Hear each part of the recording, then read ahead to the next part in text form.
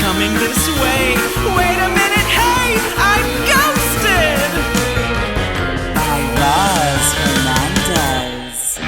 I said gifts! Bridger Winegar. Can I start talking? What'd you bring me? I didn't bring anything, but I came to the office to get a Baby Bell cheese. Oh, a Baby Bell cheese. Mm-hmm. They have those here? They've got those. They've got everything here at Exactly Right Studios. I just went through the snack closet. They've updated it feels like. Oh, God. Keep me out of there.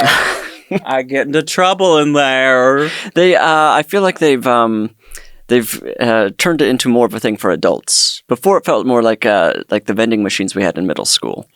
Okay. Did you have vending machines in your middle school?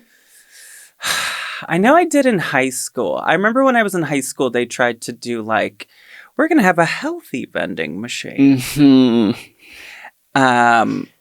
But I don't think we did in middle school. I went to Catholic school. Oh, okay. Yeah. I just went to simply public school. So, okay. From 7th till 9th grade, I would just buy a little package of Mother's cookies for lunch every day. Oh, that's nice. I struggle with being an adult because I can do that now if I want to. What, just go to the vending machine and get some cookies? Yes. That's an option now. I don't have anyone to be like, no, you need to eat a real meal. Now, in your house, do you have a bunch of that type of snack, or do you... I try not to, right. But sometimes I'm bad. And what things do you bring into the home? What do I bring into the home that's bad? Yeah. Men! I bring gummy bears are a big problem for me. Sour gummy worms for me. I can't have at my house. I have overcome my donut problem, which sometimes I still, if I go to stay at a haunted place or I'm really stressed, I bring donuts just to be safe. I think that's okay to have a little comfort. Just to have in case you need it. Right. Because there's something about I don't know. I'm a big chewer. So when I'm scared, I like to chew. I'm very, very mouthy. What about gum? Yeah, gum. Gum's good. Mm-hmm. So we're here to talk about ghosts. I'm here to talk about gum. So if we could just... Unfortunately, set aside your podcast. Love gum. But the people that come here for one reason only. Of course. So, you've been on. We've heard your stories. Mm-hmm. Don't you worry. I've prepared a little bit for us. Yeah, I mean, Unless you have new stuff. I mean, the last time I was here, I brought you my one kind of supernatural paranormal story that I had told you wasn't scary. So, the fact that my one story wasn't scary, I was a little nervous about coming here today. It doesn't always have to be scary. But I think people prefer a scary story. I think they probably do, but I just ignore when I hear people comment that. Yeah, I think it's just all about the unexplainable. Mm-hmm. The unknowable. The unknowable. And the ponder. That's my favorite word. It's just pondering. Ponder is a good word. It's just a ponderosa. I think that kind of falls in the category of my favorite word, Tylenol. Where it's just like those consonants that are very, solid. Ponder, Tylenol. Ponder. So, have you been pondering the paranormal? Last night I was, in preparation for this. What'd you do? I found a 3-hour compilation of at some point in the 90s there was a I don't think they called them docu-series in the 90s. Right. What were we calling these things? News. The things like Unsolved Mysteries and things like that. Love. But Sightings I had never heard of. Sightings! And I think it must have been on Sci-Fi Channel or one of these things that we didn't have cable as a kid. Yeah, let's look it up. Sightings was great. Oh, yeah, I loved. I was having a ball watching this thing. Yeah. Yes. There's some good episodes. I think we've covered a story or two from there, but maybe I need to get into Sightings a little bit more for some content. So Sightings, according to Wikipedia, is an American paranormal and news television. News. It's just like this show. It first aired in the 1990s. The show began in 1991 as a special that was titled The UFO Report, sightings. It was followed by the follow-up reports, Ghost Report, and The Psychic Experience. Oh. It was produced by Paramount for Fox TV. It feels very Fox to me. Fox, I think, kind of had a stranglehold on all of those. I feel like Unsolved Mysteries was a Fox show. America's Most Wanted. Anything that my parents would leave on a Friday night, and then we would just be terrified watching. Did you ever watch The Masked Magician? No, what was that? Oh, this piece of shit. Oh, this fucking asshole.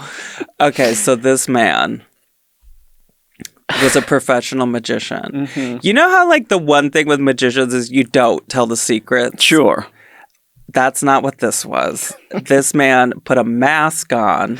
And sold out the entire lineage no way. of magicians for a paycheck. And they would do multiple specials in like the 90s, 2000s. The Masked Magician. He would show you how they cut a lady in half and all that kind of stuff. Just puts a paper bag over his head and tells you how David Copperfield made the Statue of Liberty disappear. All of it. That's crazy. What an asshole. So he was like a former magician who was probably bitter. Probably. And was like, well, I can't make it as a real magician, so I'm just going to... Yeah, he's like, no one will know. It's me. And now, like... You know, everyone that watched it, they go to the show and they're like, I know how that was done. That's not real. So that's why David Blaine just like has to hold his breath for a long time now because he can't do the tricks. No, nowadays you just have to straight up like put a plastic bag over your head and hope for the best. And that's what we're calling magic. Stunts. Yes, stunts. But yeah, so sightings. You watch sightings. I know that there are episodes on YouTube, and I have watched them before. There's a couple of great ones I've seen. I want to say there's a really good one. Oh, wait. Because there's also a show called Encounters. Oh, now see, this is another thing I could get into. Encounters. This is confusing. Encounters sounds like a dating website. It really does. But Encounters was also on Fox. And that's the thing. You know what I blame a lot of this on? The X-Files. You think the X-Files spawned these, or they like had to stop because of the X-Files? No, I think the X-Files really brought an interest in the 90s. Oh, sure. There was also a famous Alien Autopsy that they showed in the 90s. And kind of on everything, right? I think that was a Fox, but it was such a big event that, of course, was fake. Right. And my exposure to that was Entertainment Tonight, because I remember the report on the special. Yes. And so I don't think I ever actually saw the special, but I saw Entertainment Tonight kind of hyping it. Alien Autopsy, Fact or Fiction, is a 1995 pseudo-documentary. Containing grainy black and white footage of a hoaxed alien autopsy. Have you seen But they were playing it like it was real. Right, sure. right. At the time, it seemed like there was real, like they were not going to kind of commit one way or the other as to whether it was real or not. Sure. I don't like that. But obviously, how were they airing that without just saying this is simply not true? Because then people won't watch it. Yeah, but there's got to be someone's got to be held responsible. Well, that's why you say it. We're not saying it's not real. Or is it? Did they say where it originated from, the footage? Oh, yeah. The Alien Autopsy. So in 1995, let's see here.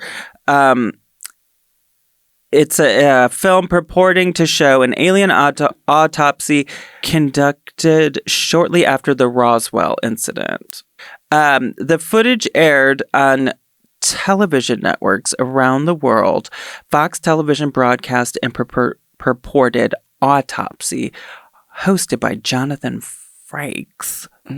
Last we heard of him. Yeah, what happened to Jonathan Frakes? I think this pseudo-documentary happened to him. The program was thoroughly debunked. No.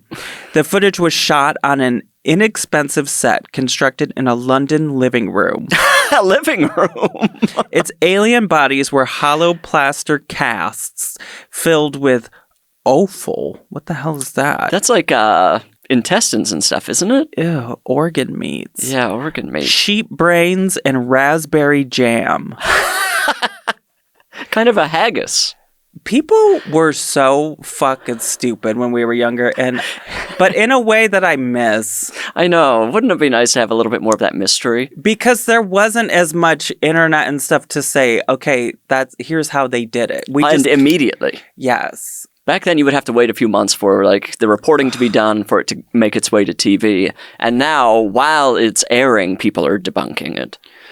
God, the good old days. Well, this actually kind of reminds me of what I have prepared for us to talk about today. But I'm curious, what was there anything that stood out to you in your watching last night? I watched two different ghost stories. The first one was more interesting. It was about a family that moved. I don't know. I can't be responsible for knowing where people move. Somewhere in the Midwest, I assume, into a motel house. Fun. That's what the thing called it. And it was going for $60,000, and apparently they offered that much, and then bought it for $24,000. So I think that was the first red flag. Okay. And they were all being haunted. They were all being bitten. Something was biting them in the night. Stop. And this woman said she woke up and her baby was standing on her chest holding a butcher knife. Okay, that's just you have a horrible baby. I know, not a Your child. Your baby's biting you and trying to kill you. That's not a ghost motel house. But they brought in, of course, they had a parapsychologist named... Of course. He had an incredible name. I think his name was Peter Moscow, Dr. Peter Moscow, and he came in and just confirmed that something dark was happening. That's as far as he would go. So apparently there had been a suicide murder of a daughter that was mean to her father, and these people were just kind of trapped with this motel house. They tried to move out, but I guess all of their savings were wrapped up, and so they had to move back in. And that's kind of where the show left off. I guess they just got stuck with a bad house. Whatever happened to those people? Probably more bites. That's the thing about watching these old shows is it's fascinating because the follow-ups that you don't get from it or whatever, like you're just like, okay. Yeah, it's just left to your imagination. Who else is going to follow up on that? I guess so. That family could all be dead by now. What was the other ghost story? The other one was about it was called the Seven Seas Motel or Hotel in Hawaii that was built on, I think, what was later found to be a burial ground. Sure, classic. Of course. And it was destroyed by, they said a hurricane, which I wasn't aware that Hawaii got hurricanes. Don't they classify those as typhoons in the Pacific Ocean? I think that, but according to sightings, hurricane destroyed it, and they discovered that there were bones buried beneath it that then had to be taken out and taken care of in the traditional way. Right. And they spoke to one chef who seemed to know from the very beginning that this place was doomed. She seemed really upset that any of this was going on, and she seemed kind of like she felt like they got what was coming. Oh. I think she was kind of happy. Maybe a bitter ex-employee. I see. She's like, that's why you don't fucking do this. Mm-hmm. Yeah, that one was less... It didn't feel... It was like a natural disaster had destroyed it, so it wasn't... There wasn't as much... ghosts started I think maybe there must have been some sort of ghostiness happening before the hurricane destroyed it, because otherwise... And then they find the bones. Then they find the bones and say, well, this is why it happened. Okay. So that one was less interesting to me. It felt like there was less eeriness. This is so interesting that you watched this last night, because what I prepared for us today is there's an Unsolved Mysteries element to it. There's a 80s, 90s element to it. There's also parapsychology, which parapsychology, you don't hear about it ever anymore, but there was always a parapsychologist in the 90s. There was on a some huge TV demand show. for them. Yes, that was a big job in the 90s. If you told your parents in the 90s that's what you were going to study, they probably thought, great. Oh, wonderful, a doctor. There's a future. Yeah, exactly. Mom, Dad, I'm marrying a parapsychologist. They would have been like, wow, that means he's going to be on TV all the time. That's great. Okay, so this one also, I never want to step on other people's toes, but it does get a little bit my favorite murdery. Okay, well then let's go all in and try to take over the network. With this one. It gets really sad for a minute, as often it does with the paranormal. Sure. But it starts out fun. It starts with a laugh. It starts good. So I watched this ABC News 3-parter Okay. on Hulu called Demons and Saviors. Oh, I like this. Yeah. And honestly, I had no clue where it was going when I started it. Because Well, you have one or the other. I didn't know. Yes, I didn't know if it was just going to be demons or saviors. I didn't know necessarily that I was getting into a murder. Right. You usually kind of assume that like the deaths happened a long time ago. You're not going to get a sad tragedy. Well, this one is fascinating because let's just get into it. So, 1984, Okay. Columbus, Ohio. Okay. A place I believe I'm making a stop on my upcoming tour. Oh. Yes. This woman, young girl at the time, Christina Boyer, who at the time was known as Tina Resch. Oh, okay. So something has happened. Something you already that's know. foreshadowing. You pick up on these things. That's why we have you here. So there's this family. It's Joan and John Okay. Resch. Joan and John. Joan and John. So Joan and John, they adopted Tina when she was 2 years old. Did they adopt her as Tina? That's very mommy dearest. That I don't know. I'm assuming since she was 2, she already had that name. So, everything is fine. It does seem like Joan and John are not great parents, but she had a rough beginning, and they have her in their custody. So when she's 14 years old is when things first started happening. She says that she wakes up in the morning and she hears an alarm clock that's just going crazy. Like her alarm clock is going nuts. She unplugs it. That doesn't help. Okay. She goes downstairs, turns on the TV, and the volume is just blasting. Oh, boy. And the channels are changing by themselves. Okay. The mom unplugs it, Joan, and it keeps playing. So that must mean something's going on. The lights are going on and off. Mm-hmm. Glasses are flying across the room. Things like just instantly one morning started going crazy. Absolute tornado of things happening. It's not just one subtle thing. Exactly. And so naturally her parents, who were religious, they called an exorcist. Mm-hmm. And they were like, something's going on with Tina. Mm-hmm. Oh, they immediately said this is Tina's fault? It seemed to be centered around her.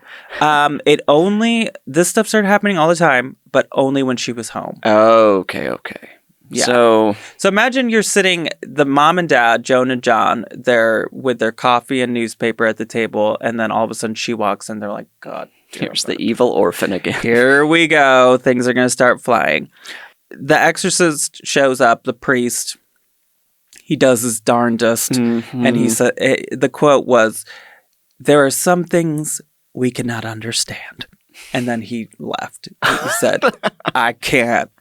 Wow, he gave up. Yeah, he said, "This is above my pay grade."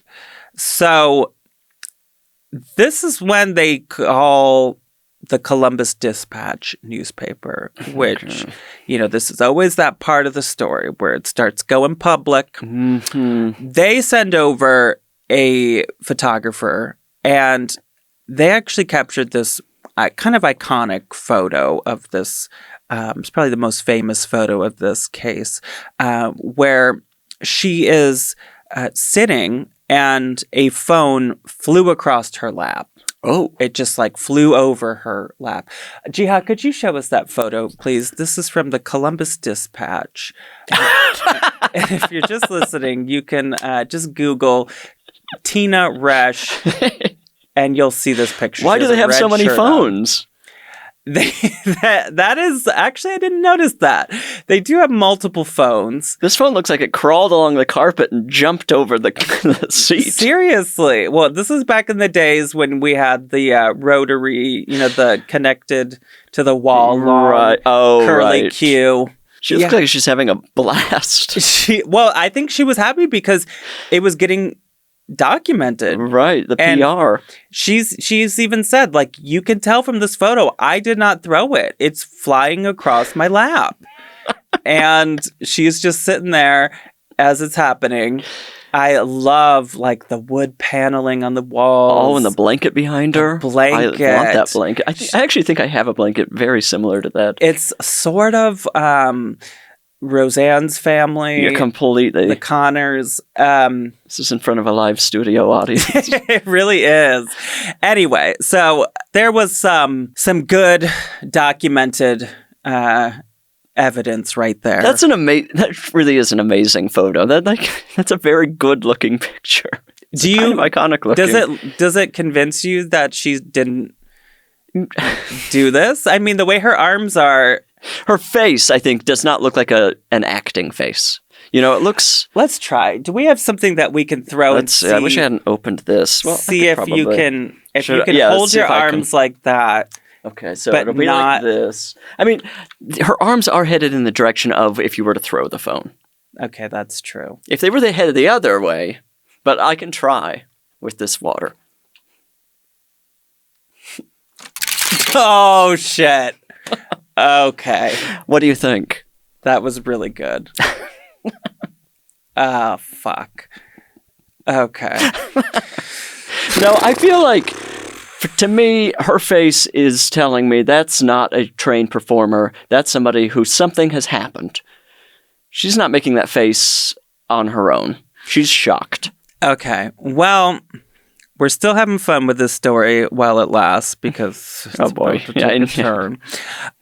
So she was bullied at school. Kids would sing the Twilight Zone song to her. Okay. Or at her. Oh. After this became news.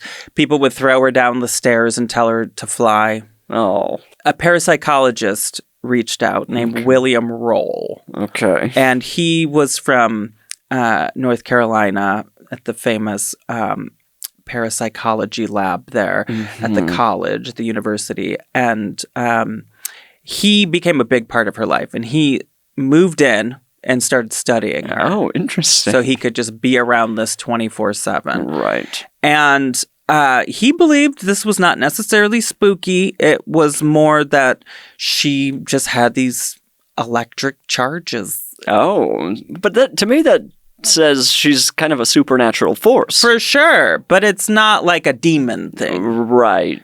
Where her parents were not fully convinced. There's nothing evil happening. It's like... she's kind of like an X-Men person. I don't know. It's like, she's a talent. It's like some kind born of talent. But it's like I don't know what you call it. It's an ability. It's like, a star. It's like some people are double jointed. Sure, some people can move phones across their lap. She later found out that when she was a baby, she was sick.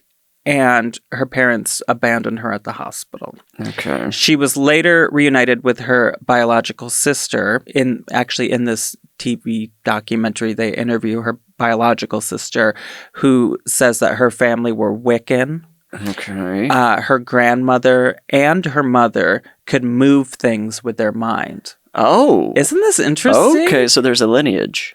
Yeah. Apparently the TV would turn on if the mom was mad, things like that.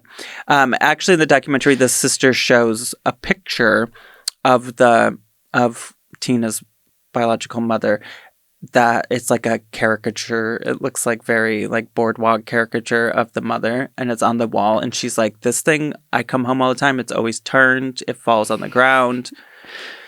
It's interesting. But it's like she got it done at the fair or something? Or it's like yeah, but it's the mother who's, I'm assuming, dead now. That's the only picture they have of her. Oh, God. Something they got at Six Flags. I know. That's sad. I hope that's not true. But, there was a lot of trouble with that original family. But nonetheless, they had these abilities. And I think that is pretty validating. Yeah, if there are multiple members of the family, but the sister doesn't, but she believes it. I don't believe the sister has that ability. Which I think gives some credibility. If she's like, because she could be a very logical person. She's not claiming to have any of this, but she's saying, look, I've noticed it with the other family members. Totally. And this is just, this is her blood family. And people will tell you that this kind of a thing is hereditary. Right. Genetic. Right. Okay, so her adopted family, Joan and John, according to her, were abusive. They caused a lot of stress and trauma, and this can trigger this sort of thing, right. They say. Right. This sort of poltergeisty activity, usually the theories, most commonly teenage girls, lots of stress, whatever. So, I don't know. Sounds convincing. Have you ever heard of The Amazing Randy? Yes. Why have I heard of that? Every once in a while, he comes up on this podcast, and I'm obsessed with him. He would wear a cape, and he died only like maybe 2 or 3 years ago. But he was a famous debunker. That's right. And he would offer people like this that were getting a lot of press $1 million check. And if you can prove it, I'll give you $1 million. And he never gave anybody $1 million. But he showed up, and Joan, the mom, was like, "Get the fuck out of here," and she didn't even let him in. Oh, yeah. What does that say? I don't know. It's you could argue either way. Right. So after they sent Amazing Randy away, they are like, we need to have a press conference. We need to just talk about this and show once and for all that it's real. Get it all out. They invite over the media. They sit there for 9 hours and nothing happened. Oh, can you imagine being part of the media for that? 9 hours? Exhausting. Now this is not quite the dark part yet, but this is a part that's not a cute look. So they're like, okay, we need to take like a break. We need to go get a snack. So some of the camera crew leave a camera rolling. Okay, smart. They leave the room as Tina's on the couch, and they capture her on film pushing over a lamp. And acting like it was a ghost. Oh, no, Tina. I mean, just on Tina's side here, maybe she was feeling a lot of pressure.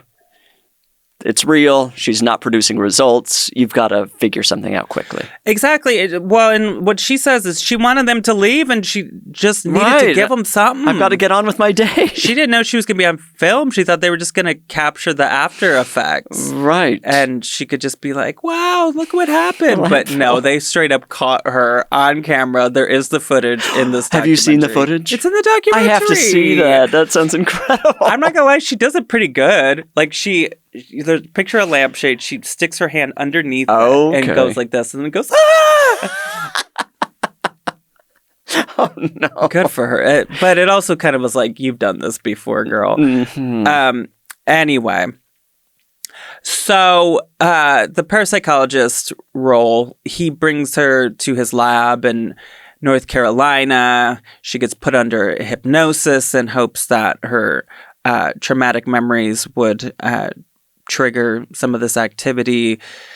They even assigned her a female companion to document her every move, including when they would sleep and they would go to the bathroom together. Oh, boy. They really wanted to get this stuff captured.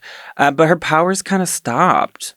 And the powers stopped when someone was around all the time. Well, But it seemed like it was maybe the stress of being around those parents.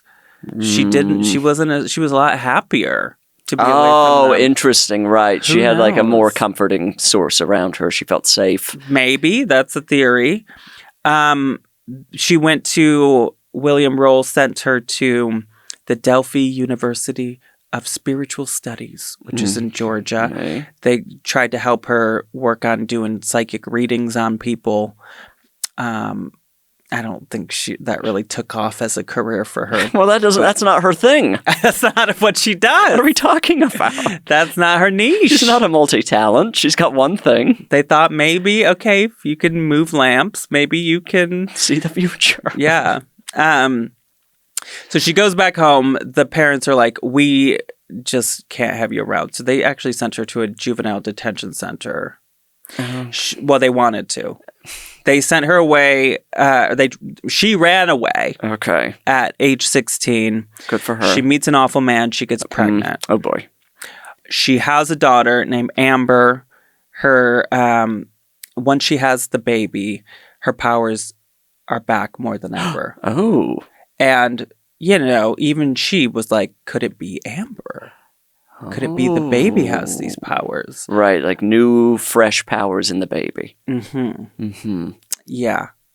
While taking a nap one day, the baby's taking a nap, smoke alarms go off, the baby's room is on fire. Oh. That's not good. How on fire do we know? Okay, now everyone, this is when things get dark. Okay, this is, yeah. 1992, she's out of the house. Her 3-year-old daughter, Amber, gets hurt and dies. Oh. Not good. This is all just part of the story, okay? So I'm more interested in the fact that she was a paranormal case, but it turns into a murder case because she ends up getting charged. Obviously, so does her boyfriend who was watching the baby at the time. But also, once it becomes a trial or, when she's accused, the town where she's in, which at this point was Carrollton, Georgia, they kept bringing up that, her paranormal past to sort of show you can't trust her. Mm-hmm. And she was found guilty. Oh. And she's serving a life sentence. Wow. Now, there are other elements to this that aren't good looks for her. I don't necessarily want to get into all of it because that's not really what I'm trying to cover. But there's a lot of activists and law students that are trying to get her, prove that she was wrongfully convicted. And what happened with the boyfriend? I believe he sent a life sentence. Oh, they both? Yes. Okay. She was up for the death penalty. But is serving a life sentence. Oh. And she's behind bars. She, in the documentary, does like some phone interviews. She, I think that ultimately a lot of it was like, well, she's the mother, so she's responsible. What's the defense? Why are people thinking she's wrongfully convicted? Well, because she wasn't there. She simply wasn't there when it happened. Yeah, she wasn't there when it happened. Well, I mean... And it's not entirely clear. I mean, she got hurt, and then she died at the hospital. Okay. It just seems like it was her boyfriend. Right. And was the boyfriend who was not the father? Dad, no, okay, oh. As far as I know. Do they catch up with the dad on the documentary? Not really. This is more about her. So I'm not 100% sure about the murder stuff. I'm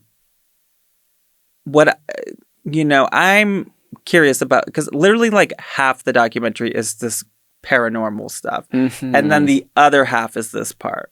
These should just be different shows. But that's what's interesting. She's like two sensational stories. I know. There's the occasional person who can be on a tabloid for two different reasons, and that's something. And she's doing it. So, yeah, I don't know. I feel for the woman. I mean, it sounds horrible, all of this stuff from start to finish. But it's also interesting to see what it's like for someone that if we are to believe she really did have these abilities, how hard that was on her. I mean, in the phone calls from prison, does she touch on her abilities? Yes! And what did she say about them? She absolutely did them. And she owns up to the fact that, that time I pushed over the lamp, I wanted them to leave. I was a teenager and I was sick of it. It was 9 hours. But she still says it was a real phenomenon. Yes. Is she causing any sort of ruckus in the prison with this sort of thing? Not that I know of. There is some guy that they interview at one point that's like, I don't know, he might have been a police officer. I'm not sure what he is, but somebody on the opposition of her in her case. And he's like, well, if she had powers, why doesn't she just open up the door in the prison cell and let herself out? That's not how it works, sir. That's simply not how it works. If she had a landline next to her, she would throw it at your head. She'd be doing all kinds of things with that. So, yeah, it's very interesting, sad, but interesting. And the name switch, I assume that happened before the murder. So according to Wikipedia, it says Tina Resch married and divorced twice. Whoa. Oh, I didn't realize that she married that guy. I thought they called her the boyfriend. Now this is again Wikipedia. So. Sure, right. Which I don't have. Do you have a Wikipedia? I want a Wikipedia. I don't have a Wikipedia. Wikipedia is interesting. I feel like people don't add to it anymore. But you can't just have. People are always like, "Oh, you just have one." No, like it has to be like a qualified person has to make it. And you can't make your own. No, there's nothing sadder than I've tried. Listen, I want a place where people can learn about me. Do you ever go to someone's Wikipedia and you're like, "This is entirely their doing"? Yeah, for sure. So I'll make one for you. But wait, back to her. Are you approved? No, but I'll try to submit as not you. That would be so sweet. I'm going to give it a shot. So, it said, all it says here is she was married and divorced twice, changing her name to Christina Boyer. So, I'm not sure. Tina Resch, Christina But I think Boyer. either way, she was trying her darndest to start a new life. Mm-hmm. And it was hard, I think she wasn't given the life skills and was really, she didn't have money, and she was, from what it made it seem like, a single mother, single income, trying to make things work. And you think about this person, she was adopted by horrible parents. Yeah. She was also technically a child star. And Sorta. both of those things don't really set you up for adulthood. Yeah. So, yeah. And also she just has supernatural powers. So she's dealing with all kinds of things. It's a lot. And 2 husbands. It's a lot. Yeah. So, and she was trying to write a book about it with the therapist that was the hypnotist that was assigned to her when she was in North Carolina. It was actually the woman who would go to the bathroom at the same time as her. And in unison. Yes, they interviewed the lady, and she seems great. And she's actually one of her best friends. Can you imagine telling people I'm writing a book with my hypnotist?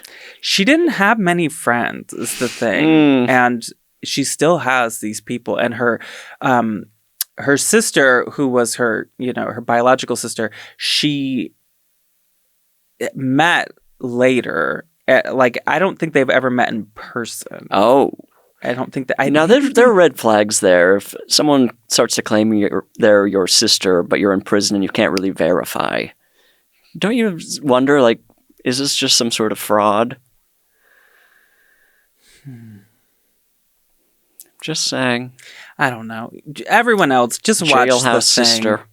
Yeah, everyone. If you happen to have a Hulu subscription, I know you all had one when my show was on there, but I don't know whatever your current state is with Hulu. It's definitely worth a watch. Okay, can I show you a haunted doll? I would love nothing more. It's time for The dolls are living. So I go to ebay.com. For some reason I remember like it was yesterday the ones that I had with you because it was a two doll. Right, yes. And they were a couple. And there was something kitschy about it or something. Yeah, they were like a garden. Yeah, like kind of a almost craft fair. gnome level, right? Yeah. So I've gone to eBay and I've found a new one. Okay. And this one is going for $40. And her name is Karen. Oh, okay. Great. Jiha, show us Karen, please. You got it, Roz. Oh, looks like Karen's wearing a wig. Well, she's a doll. But I don't feel like think that she blonde grew doesn't really that. match her complexion. Oh, yeah. Feels like she's trying something new. She's trying it out to see what's happening. Is one eye bigger than the other? Yeah, I would say maybe one's a little bit bigger. They are framed by the drawn-on eyelashes, which are almost like scary. a starburst, blasting. Yes, she's got some eyebrows. That's for sure. And then typical haunted doll dress, sort of a velvety Victorian purple with lace. But she's a Karen. She looks uncomfortable. That dress is, it's too much on her. Yeah, no, she doesn't want to be doing any of this. It looks like she can't move. Based on these photos, I would say she does not want to be posing for this photo. She does not want to be in this dress. She does not want to be wearing this wig. It's very like when your mom makes you do first communion or something and you don't want to. Okay, so here's the thing. She's named Karen. Okay. She is, as they would say, a Karen. This is a classic Karen. The whole Karen phenomenon, I think it got a little played out. Oh, come on. To me, it's funny again. You think it's back? It's gone full I circle. think it's funny again. I especially like to call men Karen. Sure. But I think it's a little bit funny to me. And I don't know what that says about me, but I think it's slightly funny to be like, stop being a Karen. It feels like the Karen behavior has it's shifted in a way, or people who you would used to call a Karen are now a different name. And I don't know what the name is for that sort of person anymore. But I feel like if you were to call somebody a Karen now, they would have to have a new attribute. Evolved. I like to say it like if someone's not doing something too crazy. Like if someone's like, hey, could you not do that? I'd be like, okay, Karen. Like, I think that's more fun. I like to turn it into a problem as a way to provoke people. What were you going to ask me? I was going to ask you, when Karen kind of became the name for that sort of behavior, did you feel like that was the name that we should be using? Or was there like another white lady name that you felt was closer to that sort of behavior? Helen, oh, interesting. No, I don't know. I feel like Christy. Oh, Christy. Christy sounds a little nastier or something. I do feel bad for Karens. Oh, of course. That have, had to deal with that. But, yeah. I don't know. What do? You just have to fight through it. Our friend Karen. She had a good sense of humor. Has absolutely embraced it. Yeah. Yeah, I think that's all you can do. I don't know where she's at with it nowadays. I think it never seemed to affect her in any way. Yeah. I think that if it does affect you, you're kind of a Karen. Well, right? Yeah, but that's so like gaslighty or something. But anyway, let's read about this Karen. It says, meet Karen, a spirited and mischievous doll. She's dressed in a stunning purple dress. She is definitely a handful. I got her from another collector who simply couldn't handle her anymore. Oh, no. I keep burping, sorry. It's because you gave me a LaCroix, Jiha. This is Jiha being a Karen. Jiha trying to undercut you. A LaCroix before this. That's Christy to you. My apologies to the Christies out there. I know. I'm sure I know good Christies. Christies are going to be mad. Okay. I've had Karen for about 4 years now, and she's been nothing short of a whirlwind.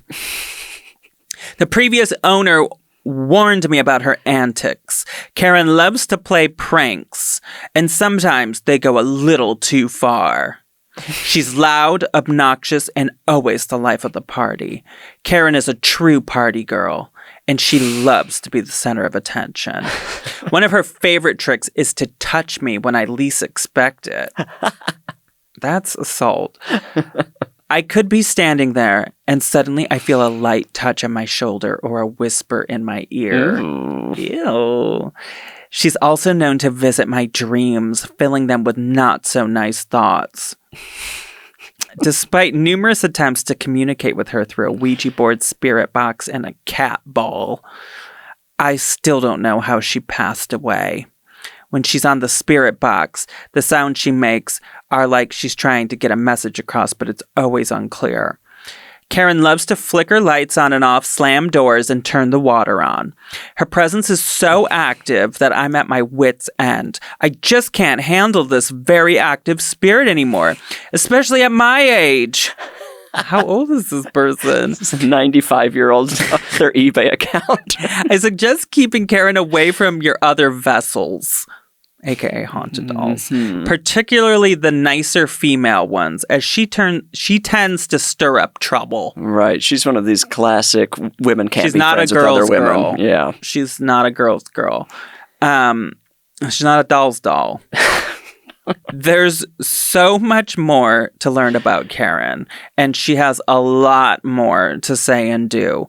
If you think you can handle her, she's ready to bring her unique brand of chaos into your home. Just be prepared for a wild ride. I would like to see this put on a dog rescue, the description of a dog up for adoption. Seriously, they're very similar. Yeah. Having spent a lot of time looking at dog rescue websites and haunted dolls, They're close, right? they are. Yeah, for Interesting. sure. The people that are selling these dolls treat these as if you're about to welcome a new pet into It's your a home. rescue. Yes, This has gotta they be do, trained. and sometimes they say, "Adopt." Would you like to adopt this doll? Adopt, don't shop.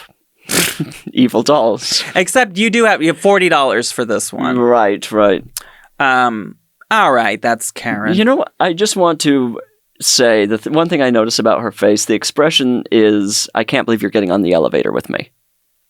That's... What do you mean? It feels like she's uncomfortable and surprised. That, like, this is the sort of feeling I get when I walk onto an elevator and people are like, oh, I thought I was going to be on here alone. Because they farted. Yeah. No, I think she's like, this is my little space. Right. Yeah, she definitely... How dare you? She does not look happy. That's why I don't understand doll makers that make dolls with horrible Who expressions. look just physically uncomfortable. Seriously. Like, this doll does not want to be there. No. And as always, go to Instagram, Ghosted by Roz, under the story highlight called Dolls 2025. You'll see Karen. Can I play you some ghost voices? Oh, I love a ghost noise. You know I love a ghost noise. It's time for EVPs. or EV Please. These are both from the same channel. It's called Chicagoland Halloween at Bachelor's Grove Cemetery. Okay. Bachelor's Grove Cemetery. Bachelor's, I yeah. know. If you're a Singles single cruise. ghost lady, this is where you want to go. Singles ghost ship. Yes. What is it saying, Bridger? Okay. Ooh, that's Ooh. loud. I mean, I think that's very clear what it's saying. What did it say? You're lying. I think you're lying. I think that's a really good guess. Oh. I think you are lying, is what it sounds like. Well, that's not what they thought. Oh, no. Chicagoland Halloween had a different interpretation. Did they think it was A, are you my type? I mean, okay, sure. B, review our lives? What does that even mean? C, are you alive? Or D, F you, I'm tired. Okay. And just to be clear, it said F you like it was censoring itself. Yes, F you. I'm tired. Okay. Now, it's one of those. I mean, out of all of those, knowing that it's a bachelor, are you my type? They believe it was B. Review our lives. Which feels like somebody that's welcoming you to this kind of dating service of the graveyard. Like, take a look at our stats or our favorite Right. song or... Review our lives, look at our signs and everything, and tell us if you're interested. Yes. So now we know it's review our lives. Review our lives. No, it is, I think you are lying. Wait, one more time. I think you were lying. It's, yeah. And there's something very eerie to me about a ghost telling you, knowing that you're lying to it. That spooks me. Because I feel like the belief is like, ghosts know the truth. Yeah, exactly. They see right through it. One more. Okay. Same place. What is this one saying? Nothing.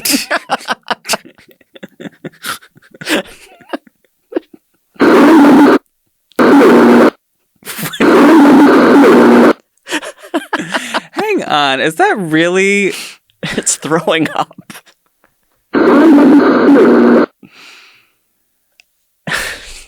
The other one was so clear. The other one was talking, and this one is dry heaving or something.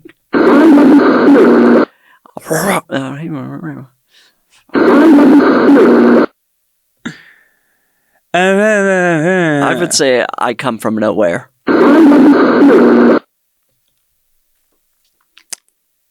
a bad guess. Did they think it was A, I wanted soup? Okay. B, I'm Liz and I'm here. Girl boss. Okay. C, I live in spirit. I live in spirit. Or D, I don't like your parents. Ooh. I mean, from the kind of vomit feel from it, I'm going to say I wanted soup. It's kind of the you get food poisoning and you thought I should have gone for this other thing and I wouldn't be sick right now. I wanted soup. This shouldn't have happened in the first place. Right, I got egg salad. Here we are. Oh God, that sounds so gross to me. They believe it is C. I live in spirit. I live in spirit. That feels... These people have got to be released from telling people what they're bad at this. Come on. I can hear it. Wait. It's I come from nowhere. I live in spirit. I picture hands on the hips. I live in spirit. What does that mean? That there is spirit now. What a boring thing. That's so obvious. Well, they just wanted you to know. I live in spirit. Tell me something I don't know. So if you think that I'm still living, you're wrong. Tell me you don't like my parents. Tell me you wanted soup. Seriously, give me an anecdote. A little bit of texture. A little texture. From a bachelor. Color it. Give it a little color. You meet that guy for coffee and that's what he's telling you? I live in spirit. Give me a break. Bridger, that's it. Oh, what a shame. That was not bad. I feel like we got to the bottom of a lot of things. We did. You're totally unsatisfied. I mean, no, I'm always like double check my facts when it comes to when we're talking about people dying and things like that. Right. But I'm pretty sure I got things right. I feel like it close enough. The story, there are so many angles and there are so many participants. There are so many news stories. Right. See, that's the thing. With this Tina story, I want to focus on the paranormal part. Mm-hmm. But then there's this whole other part. I think she'd prefer you to focus on the paranormal. Probably. But the other part is not necessarily my jurisdiction. Yes, it's another podcast. So I'm not used to covering things about the trials and sentences and stuff like that. But if it's a phone flying across someone's lap, that's me. I'm the one to call to talk about that. Bridger, what do you got going on? I have my podcast, I Said No Gifts. Of course you do. Here on this network, and you can go to I Said No Gifts Instagram. How do people look up an Instagram? They go to where it says search. And they type it in. And then they type it in. I feel like that's the easiest way to do it. Right? Yeah, of course. Click accounts. Should probably be the first thing. Yeah. Yeah, that's it. Roz has been an incredible guest. You always have great guests. I feel very fortunate. Who do you have coming up? Yeah, I know this week we have George Severus from Stradio Lab, who's so wonderful. We just had mutual friend Sam Pancake, one of the funniest people alive. Of course. Just had Tom Sharpling. Love Tom Sharpling. Oh, he's a dear. He's amazing. No, we have a good time, and I'm just slowly collecting items. It's been 5 years. People somehow always bring you a gift. I have received at least 250 items. Wow. And I've started giving a few of them away, but it is something I've kind of just given myself this curse. Anything you can make money off of? Not that I've noticed yet. I'd love for somebody to give me something valuable. Just one thing that I can put on eBay. Haunted doll. That would be interesting.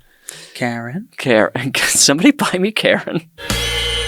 What's that at the foot of my bed? It's spooky and kooky. I'm pretty sure it's dead. It's coming this way. Wait.